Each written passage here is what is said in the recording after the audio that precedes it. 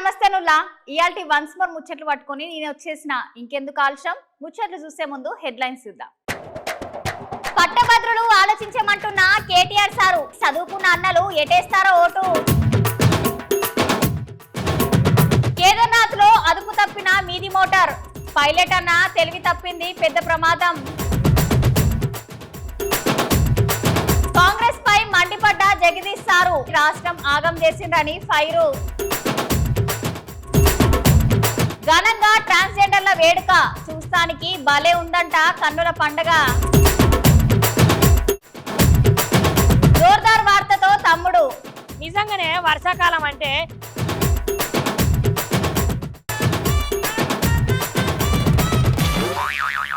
Car గుర్తు party leader KT Ramarao sir ఇవాళ చేయి గుర్తు పార్టీ లీడర్ల మీద ఇరుసుకుపడ్డాడులా. కాంగ్రెస్ లీడర్లు అరచేతుల వైకుంఠం చూపిస్తున్నారని అంటున్నాడు. ఒక 6 నెలల ముందు ప్రజల బతుకులు ఎట్లుండే, ఒక అవకాశం అని ఇస్తే జనాల బతుకు ఇప్పుడు ఎంత ఘోరంగా తయారైంది ఒకసారి ఆలోచించండి అని సార్ మాట్లాడుతున్నాడు. గా సార్ మాటలు మనం సూత విందాం చలో.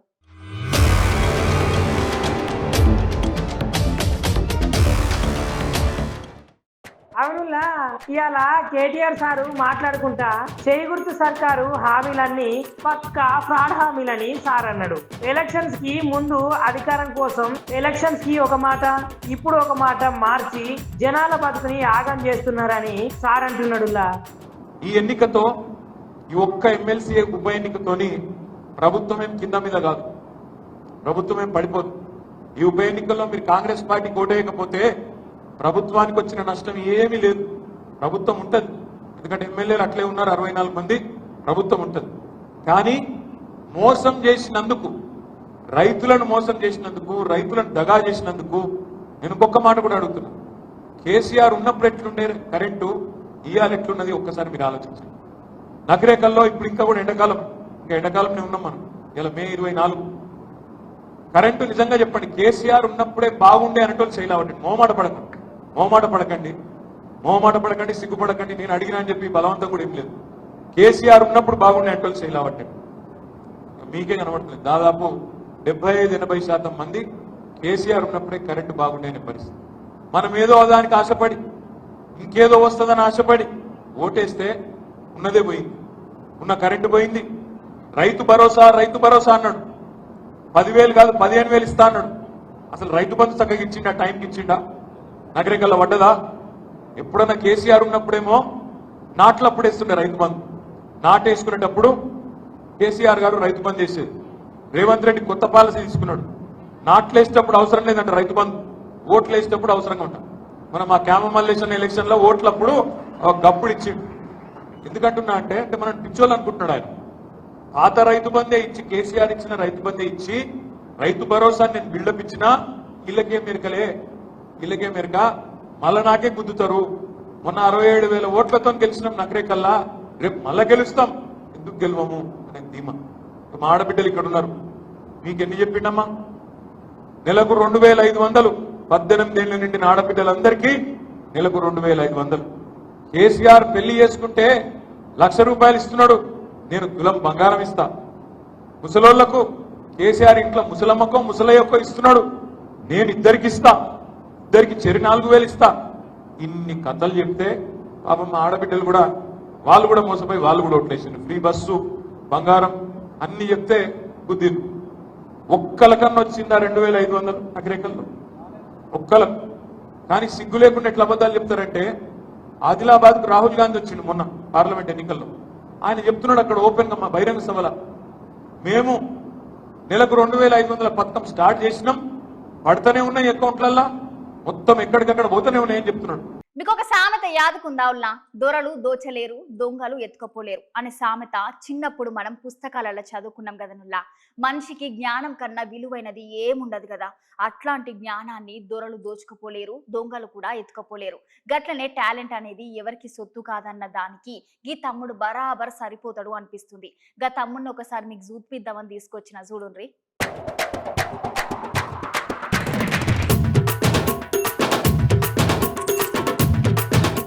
మీకు ఒక సామెత గుర్తుంది అనుల్లా, దొరలు దోచుకోలేరు దొంగలు ఎత్తుకపోలేరు అనే సామెత చిన్నప్పుడు మనం పుస్తకాలలో చదువుకున్నాం కదా అనుల్లా. మనిషికి జ్ఞానం కన్నా విలువైనది ఏముండదు కదా, అలాంటి జ్ఞానాన్ని దొరలు దోచుకపోలేరు దొంగలు కూడా ఎత్తుకపోలేరు. గట్లనే టాలెంట్ అనేది ఎవరి సొత్తు కాదు, ఎంత విజ్ఞానాన్ని సంపాదించుకుంటే అంత ఉన్నతమైన స్థానాల కోతం. ఇదంతా ఎందుకు చెప్తున్నా అంటే, పాపం ఒక తమ్ముడు కటిక పేదరికంలో పుట్టి తినడానికి కూడా తిండి లేకపోయినా వాళ్ళ అమ్మనాయన నా కొడుకు నా లెక్క కావద్దనే ఉద్దేశంతో ఆ పిల్లగాని చదివిచ్చిర్రు. అయితే ఇప్పుడు ఆ పిల్లగాడు ఉన్నత చదువులు చదువుకొని సంవత్సరానికి ₹1,00,00,000 జీతం తీసుకుంటున్నాడు. ఈ ముచ్చట ఎక్కడ జరిగిందంటే, మంచిర్యాల జిల్లా నిన్నల్ మండలం గుడిపేట గ్రామానికి చెందిన మాలోత్ రామచందర్ శకుంతల రైతు దంపతులకు ఒక కొడుకున్నాడు. ఆ కొడుకు పేరు తిరుపతి. చదువుకోవాలన్న తపనతోటి చదువు అంటే ఇష్టపడే విద్యార్థులు ఎంతటి కష్టమైన వడి ఎంత దూరమైన దాటుకొని వెళ్లి వాళ్ళు అనుకున్న లక్ష్యాన్ని అయితే సాధిస్తారు కదా, అచ్చం గట్లనే ఈ తమ్ముడు కూడా చేసిండు. కాకపోతే ఇక్కడ అస్సలు ముచ్చట ఏంటంటే, ఆ తమ్ముడు ఒక మారుమూల గ్రామానికి చెందిన నిరుపేద రైతు కుటుంబాన జన్మించిండు. వాళ్ళ తల్లిదండ్రులు నా కొడుకు ఉన్నత చదువు చదువుకొని గొప్పోడు కావాలనే ఉద్దేశంతో వాళ్ళ ఊరు దగ్గర ఉన్న ప్రభుత్వ పాఠశాలలో 5వ తరగతి వరకు చదివించి దాని తర్వాత నవోదయాల సీటు తెచ్చుకొని 10వ తరగతి వరకు అక్కడ చదివిండు. తర్వాత హన్మకొండలోని తేజస్ కళాశాలలో ఇంటర్మీడియట్ విద్యను పూర్తి చేసిన అనంతరం ఐఐటి సెంట్రల్ పరీక్ష శిక్షణ లేకుండానే 113వ ర్యాంకును సాధించి ఆ ఏటి ముంబై క్యాంప్ కి ఎంపికై చదువులు బాగా చదివిండు తమ్ముడు. దాని తర్వాత ఆయన సైంటిస్ట్ కావాలనుకుని బలంగా కోరుకుండంట. దానికోసం స్కాలర్షిప్ ఎగ్జిక్యూటివ్ లో ప్రతిభను కనబర్చి ఎంఏ సౌదీ అరేబియాలో చేసి ఇప్పుడు అమెరికాలోని కింగ్స్ యూనివర్సిటీలో పిహెచ్డి పూర్తి చేసుకొని డాక్టర్ పట్టాను కూడా పొందిండు తమ్ముడు. తమ్ముని పట్టుదలని ఆయనని ఉన్నత స్థాయికి తీసుకొని పోయింది. దానికి ఫలితంగానే అమెరికాలోని అతిపెద్ద కంపెనీ అయిన థర్డ్ వేవ్ సిస్టమ్ కంపెనీలా సంవత్సరానికి ₹1,00,00,000 సంపాదించే నౌకరు తెచ్చుకున్నాడు తమ్ముడు. ఇక తమ్ముని అమ్మనాయన కార్ల సంతోషం అయితే చూసిండు తమ్ముడు. చూసి రానులా గూటికి కూడా లేని తమ్ముడు ఇవాళ కోటికి పరిగెత్తి ఇచ్చిండు. ఇట్లాంటి కొడుకు ప్రతి ఇంట్లో ఉంటే ఆ కుటుంబం చాలా బాగుంటది కదా. నాకు చదువు లేదు, మా పిల్లల్ని చదివించాలని తపనతోటి మేము కూలీ మార్ చేసి మా పిల్లల్ని చదివించినాం. మా పెద్ద కొడుకు విత్ ఇన్ కోచింగ్ లేకుండా ఐఐటి సీటు కొట్టి ఇవాళ అమెరికాలో జాబ్ చేస్తున్నాడు. ఆ జాబ్ చేసి నాకు చాలా సంతోషం. ఐఐటి సీట్ వచ్చేసి బాంబేలో వచ్చేసింది. బాంబే బీటెక్ అయిపోయింది. అక్కడికి వెళ్ళి సౌదీ అరేబియాలో ఎంఎస్ చేసిండు. అక్కడ 2 years తర్వాత మళ్ళీ అమెరికాకి వెళ్ళిండు. అమెరికాలో 6 సంవత్సరాలు పిహెచ్డి చేసిండు. పెద్ద కంపెనీకి నౌకరు వచ్చేసింది. ఈరోజు మా అబ్బాయి ₹1,00,00,000 నౌకరు సంపాదించిండు. ఆయన పిహెచ్డి అలాయ్స్ మీద చేస్తుండే.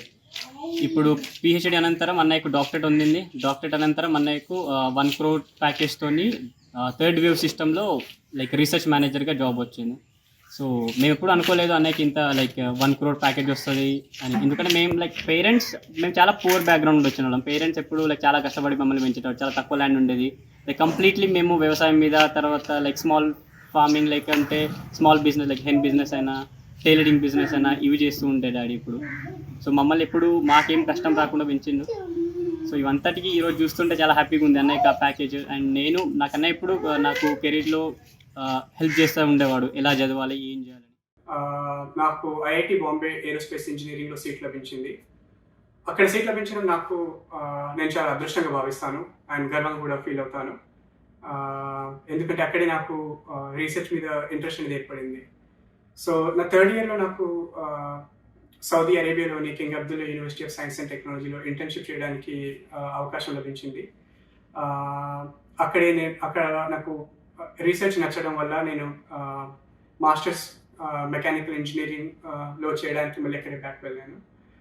ఆ తర్వాత నేను యూఎస్లో చాలా యూనివర్సిటీస్కి పిహెచ్డి కోసం అప్లై చేశాను. అందులో నాకు నా ఫస్ట్ చాయిస్ అయిన జాన్స్ హాప్కిన్స్ యూనివర్సిటీలో సివిల్ ఇంజనీరింగ్లో పిహెచ్డి చేయడానికి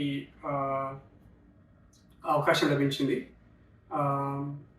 నేను 2017లో యూఎస్కి వచ్చాను అండ్ 23లో నా పిహెచ్డిని డిఫెండ్ చేశాను. 2-3 days బ్యాక్ నా గ్రాడ్యుయేషన్ సెరమనీ అయింది. దానికి మా పేరెంట్స్ ఇండియా నుంచి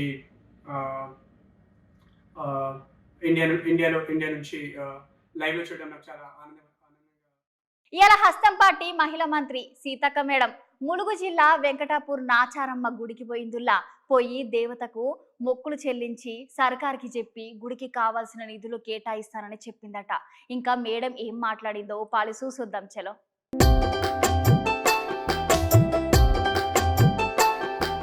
అవునోళ్ళ ఇవాళ చేయి గుర్తు సర్కార్ మంత్రి సీతక్క వెంకటాపూర్ నాంచారమ్మ గుడికి పోయి మొక్కులు చెల్లించుకున్నది.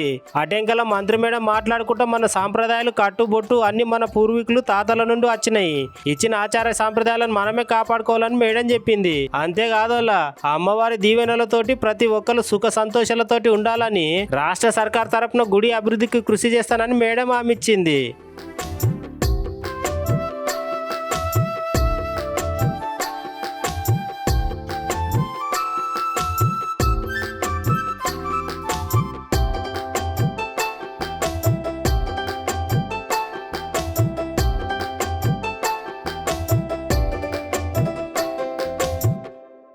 ఇగోనుల్లా మీ అందరికి జల్సా ఈవెంట్ అంటే తెలుసా? అది ఎవరు జరుపుకుంటారో తెలుసునా మీకు?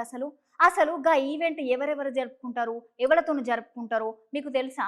అయితే ఒకసారి మీకు ఖచ్చితంగా ఈ వీడియో చూడాల్సిందే, చూడుండ్రు మరి.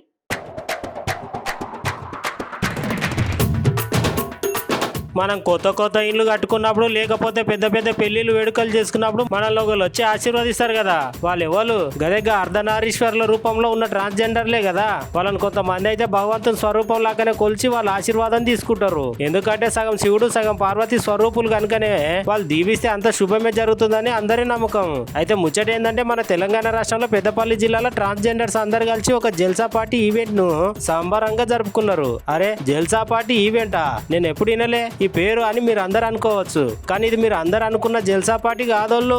ఇది ఒక ట్రాన్స్జెండర్స్ అందరు పవిత్రమైన ఈవెంట్ అంట.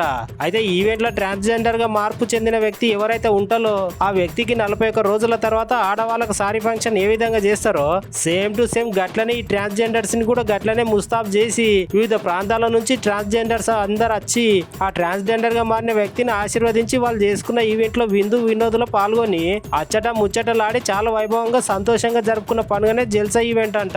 చూసిర్రా మనందరికి శారీ ఫంక్షన్లు ధోతి ఫంక్షన్లు ఎట్లనో ఈ ట్రాన్స్జెండర్స్ కూడా జల్సా ఈవెంట్ గట్లనంట.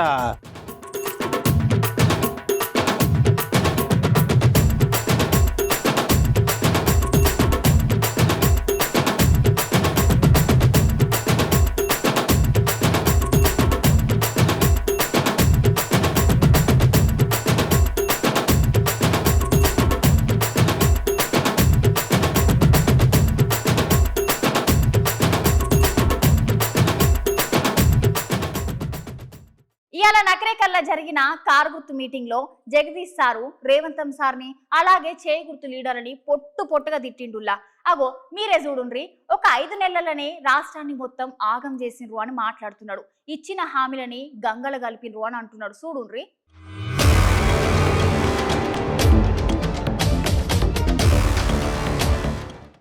ఢిల్లీ అనుమతుల కొరకు ఢిల్లీ పెత్తనం మీద ఆధారపడి బతకాల్సిన పరిస్థితి వచ్చింది. ఇది రాష్ట్ర ప్రజలందరూ కూడా గమనించాలి. ఇక రాజకీయాల విషయానికి వస్తే ఏ రకంగా ఒకటొకటి ఎగ్గొడుతూ ఇచ్చిన హామీలని దొంగలో దొక్కి మోసం చేస్తున్నదో కాంగ్రెస్ పార్టీ స్పష్టంగా మనకు అర్థమవుతుంది, మీకు అందరు కూడా అర్థమవుతుంది. కొత్త లేకపోతే పోయిన ఈ కనీసం కేసీఆర్ ఇచ్చిన సక్రమంగా ఇస్తే చాలని చెప్పి ప్రజల్ని ఆ భావనకు వచ్చే పరిస్థితుల్లో పరిపాలన చేస్తున్నారు వీళ్ళు. 9 సంవత్సరాలు వరుసగా నడిపిన దాన్ని నడపలేని పరిస్థితి ఉంది ఇవాళ. మీరు అంటే మీ పరిపాలన ఎంత అపరిపక్వంగా ఉందో స్పష్టంగా కనబడుతుంది, లేదా నిర్లక్ష్యాన్ని తెలియజేస్తూ ఉంది. ఒకవైపు పాఠశాలలు, గురుకుల పాఠశాలల్లో పిల్లలు ఇవాళ దాంట్లో కూడా పాపం విషాహారం ఇచ్చి పసిపిల్లలను చంపుతున్నారు, వందలాది మందిని ఆసుపత్రులు పాలు చేసి అనారోగ్యం పాలు చేస్తున్నారు. ఇంత తొందరలో ఇటువంటి వైఫల్యం తెలంగాణలో జరుగుతుంది, తెలంగాణ ప్రజలకి ఇంతటి దురదృష్టం వస్తుందని చెప్పి ఎవరు కూడా అనుకోలేదు. కానీ జరుగుతున్నది ఇది.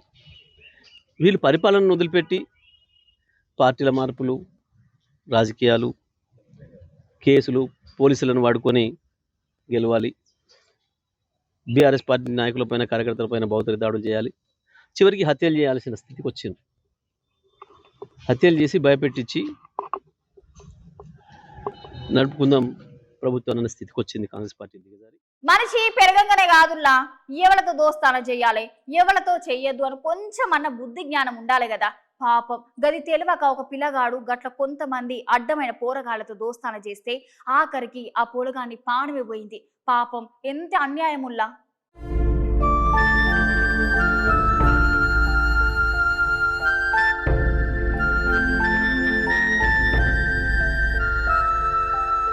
ఓసిని అన్యాలం పాడుగాను ఓ దిక్కు మనిషి పానాలు పోతుంటే చోద్యం చూసినట్టే చూసుకుంటా వీడియోలు తీస్తున్నారేంద్ర వారి ఇంతకు మీరు మనుషులేనా మీకు గింతనన్న మానవత్వం ఉన్నదా లేదా అసలు దోస్తానంటే ఇదేనా అవులా మీరే చెప్పురు ఒకసారి ముచ్చటేందంటే కొంతమంది సోపతిగాళ్ళు దావత్ చేసుకొని ఆ దావత్లో ఫుల్లుగా తాగింది అరగక షరతులు పెట్టుకొని నువ్వెంత అంటే నువ్వెంత అని అనుకున్నారట అయితే మన హైదరాబాద్ కు చెందిన 4 పోరగాళ్ళు కర్ణాటకలోని కమలాపూర్ చెడుగుప్పల ఊర్లకు పోయిండ్రు ఇక అక్కడ ఫుల్లుగా తాగి ఆ మత్తులో ఏం చేస్తారో వాళ్ళకే తెలియకుండా ఒక పిల్లగాని బాగా రెచ్చగొట్టిర్రట అయితే వాజిద్ అనే పిల్లగాడు రెచ్చిపోయి అక్కడ ఉన్న చెరువులో దుంకిండట ఆ 4 దోస్తుల ఒక్క పిల్లగానికి ఈత రాదట ఈ పిల్లగాడు దుంకినాక తోటి తతిమ 3 దోస్తులు వాడు మునుగుతుంటే కూడా చోద్యం చూసినట్టు చూస్తున్నారు తప్ప ఏ ఒక్కరు కూడా దగ్గరకు ఆ పిల్లగాని కాపాడలేదట అంతేకాకుండా మీదికెళ్ళి ఆ పిల్లగాడు మునుగుతుంటే వాళ్ళ దగ్గర ఉన్న సెల్ ఫోన్లతోటి ఆ పిల్లగాడు నీళ్ళలో మునిగి లోపలికి పోయేదాకా వీడియో తీసి గట్ల సైకో లెక్క ఎంజాయ్ చేస్తున్నారు పాపం ఇదేనా అవులా మానవత్వం దోస్తులల్లా పార్టీ చేసుకుందామని పోయి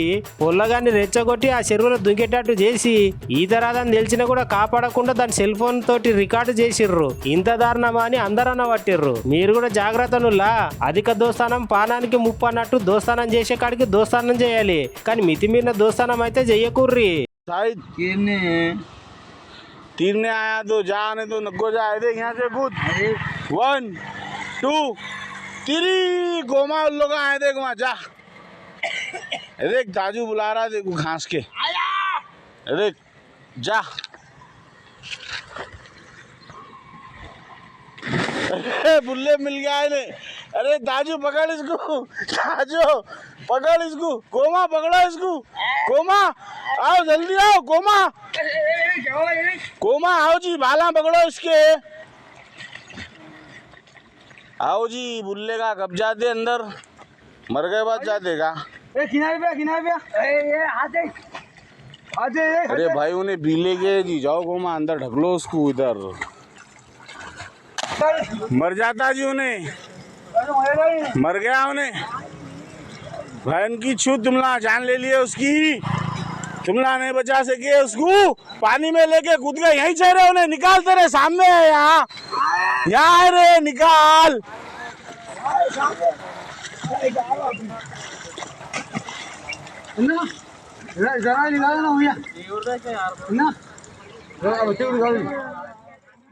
వామ్మో మనం ఎంత జాగ్రత్తగా ఉన్నా సుత ప్రమాదం ఎటు నుండి వచ్చి మీద పడేది తెలుస్తలేదు ఇయాల అచ్చు గట్లాంటి ఒక చిత్రమే జరిగిందిలా మన దేశంలో ఉత్తరాఖండ్ రాష్ట్రంలో కేదార్నాథ్ గుడి ఉన్నది కదా అక్కడికి భక్తులతోని పోతున్న ఒక మీది మోటార్ అదుపు తప్పి ఆగమాగమైందట గదేందో మీరే చూడుండ్రి దేవుడాగో చూసిర్రా జర్ర ఇంటి ఎంత పని అవునోళ్ళ పై పానాలు పైననే ఓడంటే గిదేనేమో కదనోళ్ళ చూస్తుంటేనే ఒళ్ళు జల్లుమంటుంది కదా ఈ ముచ్చట ప్రముఖ పుణ్యక్షేత్రం కేదార్నాథ్ లా జరిగిందంట హెలికాప్టర్ గట్ల అదుపు తప్పి కింద పడేటప్పుడు అందులో జనాలు సుతున్నారంట జరగరానిది ఏమైనా జరుగుతుందేమో అని ఎమ్మటి ఆడున్న జనాలు అందరూ ఒకటే ఉరుకుడంట కానీ అందులోనే పైలట్ అన్న టయానికి తెలివితోని జరంతలా పెద్ద ప్రమాదం తప్పిందని అందరూ ఊపిరి పీల్చుకున్నారు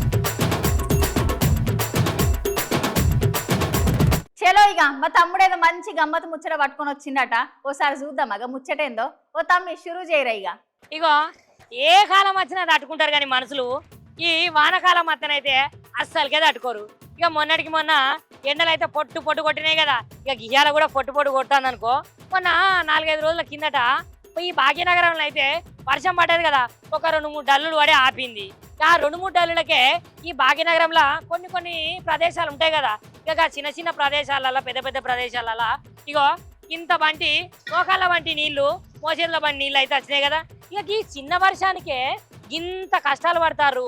ఇక నిజంగానే వర్షాకాలం అయితే ఇక ఇంకొక 15-20 రోజులు అయితే మొత్తం స్టార్ట్ అయిపోతుంది. ఇక ఆ వర్షాకాలంకు వర్షాలు అయితే పొట్టు పడతాయి. ఇక అప్పుడు ఈ బురద, ఈ కథ, ఈ కార్ఖానా అంతా ఇసుకిసుకుంటది. జనాలను అర్థమంటేనే ఇంకా బురదలకు వెళ్ళి నడవబుద్ధి కాదు.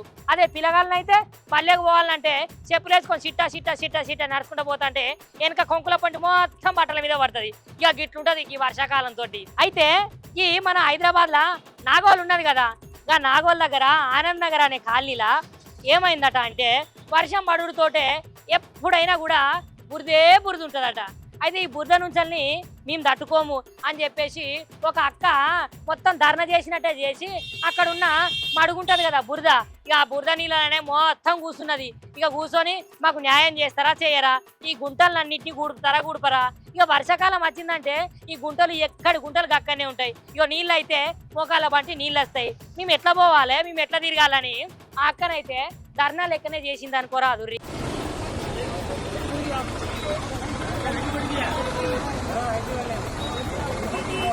ఇక అక్కడ ఉన్న జిహెచ్ఎంసీ వాళ్ళు ఉంటారు కదా, ఇక జిహెచ్ఎంసీ వాళ్ళు మీరు ఈ ముచ్చటను ఖచ్చితంగా పట్టించుకోవాలి. మీరు పట్టించుకోకపోతే ఇక్కడ నుంచి కదిలేదే లేదని అక్కనైతే మంకు పట్టి గదే బురదలో కూర్చొని ప్లకార్డు పట్టుకొని చూపిస్తుంది. ఇక అక్కడ ఉన్న జనాలు కూడా పాపం అక్కకైతే సపోర్ట్ చేసిరు. నుల్లా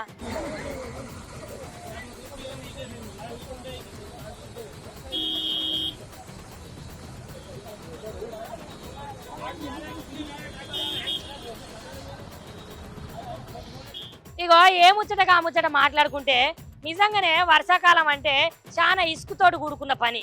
ఎందుకంటే ఓ దిక్కు వర్షం పడుతుంది, ఓ దిక్కు బురద, ఇక ఇదంతా మనం బయటికి పోలేని పరిస్థితి. కాబట్టి అందుకనే అక్క ముందుగానే చదువుకొని ఈ చిన్న వానలకే ఇట్లా అవుతుంది పరిస్థితి. ఇక పెద్ద వానలు కొడితే ఎట్లుంటుందో అని నిరసనను అయితే వ్యక్తం చేస్తుంది. అక్క ఇక మరి అధికారులు నీ వీడియో చూసి అయితే మరి మీ ఏరియాను బాగు చేస్తారో ఏమో కానీ ఇక మనం చూడాలక్క.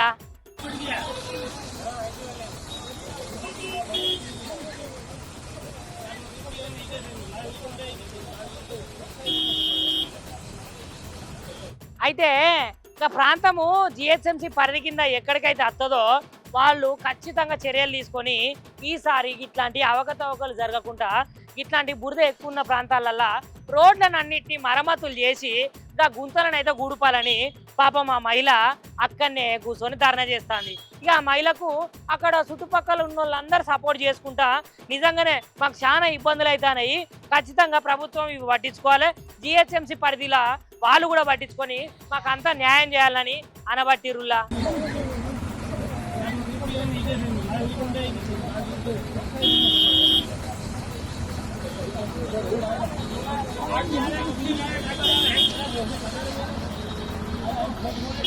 ఇగో గివ్వులు అయ్యాటి ముచ్చట్లు, మళ్ళా కొత్త ముచ్చట్లతో మళ్ళా కలుద్దాం. అంతవరకు ఉంటాం మళ్ళా.